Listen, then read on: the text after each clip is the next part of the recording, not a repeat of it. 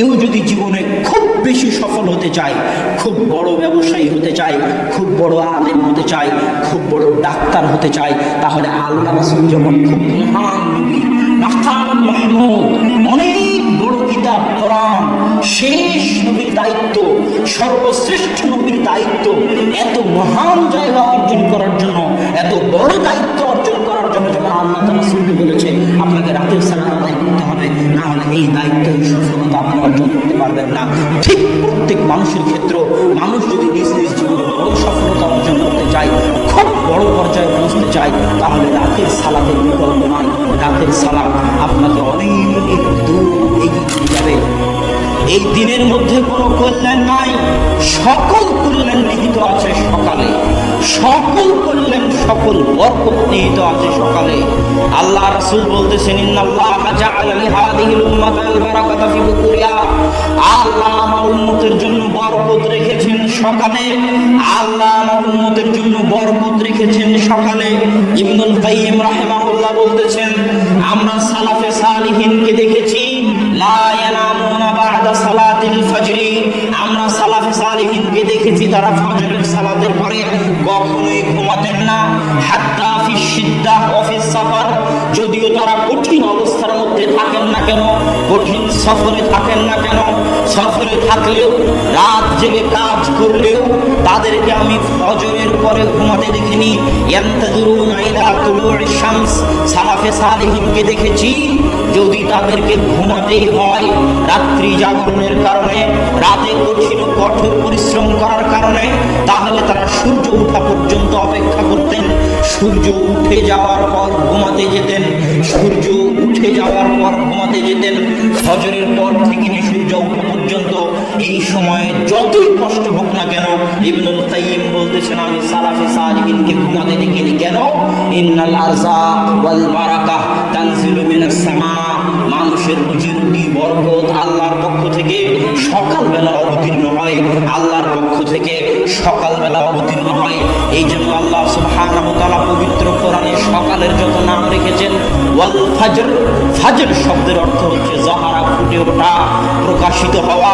আল্লাহ সুবহানাহু ওয়া তাআলা পবিত্র কোরআনে সকালের নাম দিয়েছেন ওয়াস সুবহি ইযা আসফার, সুবহ আরবিতে বলা হয় সাবহা ওয়াজহুহু, যখন কোনো বাচ্চার চেহারা সুন্দর হয় তখন তাকে বলা হয় সাবহা ওয়াজহুহু, তার চেহারা আলোকিত হয়ে উঠেছে, সেটার নাম আল্লাহ ফজরের নাম, সকালের নাম দিয়েছেন ওয়াস সুবহ। আল্লাহ ফজরের নাম দিয়েছেন ইযা আসফার, আসফার মানে প্রস্ফুটিত হওয়া, আলোকিত হওয়া। আল্লাহ সকালের নাম দিয়েছেন ওয়ান নাহারি ইযা তাজাল্লা, দিন যখন জ্বলে ওঠে, দিন যখন প্রস্ফুটিত হয়।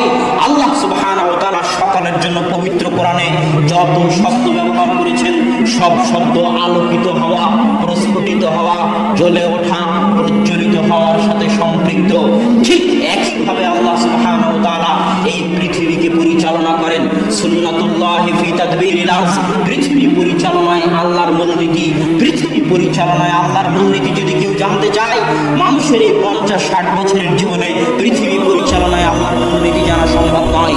কেউ যদি পৃথিবী পরিচালনায় আল্লাহর মূলনীতি জানতে চায়, তাকে 500, 600, 700 বছর, 1000, 1500 বছরের ইতিহাস পড়ে দেখতে হবে আল্লাহ কিভাবে পৃথিবী পরিচালনা করেন। তবে ফজরের ক্ষেত্রে, সকালের ক্ষেত্রে পৃথিবী পরিচালনায় আল্লাহর মূলনীতি হচ্ছে আল্লাহ সকল সৃষ্টিজীবকে এইভাবে সাজিয়েছেন। সকালবেলা ফুল ফোটে, সকালবেলা সূর্য ওঠার আগে পাখিরা জেগে ওঠে, সকালবেলা সূর্য উঠে, আল্লাহ পৃথিবী এইভাবে সাজিয়েছেন। আল্লাহ যখন ফেরেশতাদের দায়িত্ব বন্টন করে দিয়েছেন, তখন ফেরেশতাদের দায়িত্ব বন্টনের যে পালা বদল হয় সেটাও ফজরের সময় হয়। এটা হচ্ছে পৃথিবী পরিচালনায় আল্লাহর মূলনীতি। পৃথিবী পরিচালনায় আল্লাহর মূলনীতি সামনে রাখলে এবং ফজরের জন্য আল্লাহ কোরআনে যত শব্দ ব্যবহার করেছেন সেগুলোকে সামনে রাখলে এই কথা স্পষ্ট। কেউ যদি তার জীবনকে আলোকিত করতে চায়, কেউ যদি তার জীবনকে প্রস্ফুটিত করতে চায়, কেউ যদি তার জীবনকে সফল করতে চায়, সে কৃষক হোক, ডাক্তার হোক, ইঞ্জিনিয়ার হোক, ছাত্র হোক, ব্যবসায়ী হোক, তাকে সকালকে কাজে লাগাতে হবে।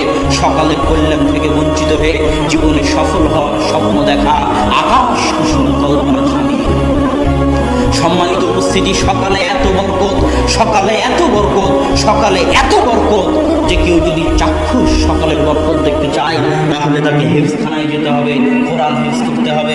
আমিও হেফজখানার ছাত্র, ছোট ছোট ছাত্রের সাথে আমি কোরআন হেফজ করেছি। করেছি সব হিফজখানায় ফজরের আগে বাচ্চাদের উঠিয়ে দেওয়া হয়। কেননা আল্লাহে আল্লাহর কসম, আল্লাহে আল্লাহর কসম, আল্লাহে আল্লাহর কসম, ফজরের সময় যত কোরআন মুখস্থ হয় সারা দিনের আর কোন সময় অত কোরআন মুখস্থ হয় না। ফজরের সময় যত কোরআন মুখস্থ হয় সারা দিনের আর কোনো সময় অত কোরআন মুখস্থ হয় না। আজকে হতভাগা মুসলিম জাতির জন্য আল্লাহ ফজরের সালাত দিয়েছে। ফজরের সালাতের পরে সে কোরআন তেলাওয়াত করবে, কোরআন তেলাওয়াত দিয়ে দিন শুরু করবে। এর চেয়ে কল্যাণকর, এর চেয়ে সুন্দর দিন, এর চেয়ে ভালো দিন, এর চেয়ে উত্তম দিন পৃথিবীতে আর কোনো কিছু হতে পারে না।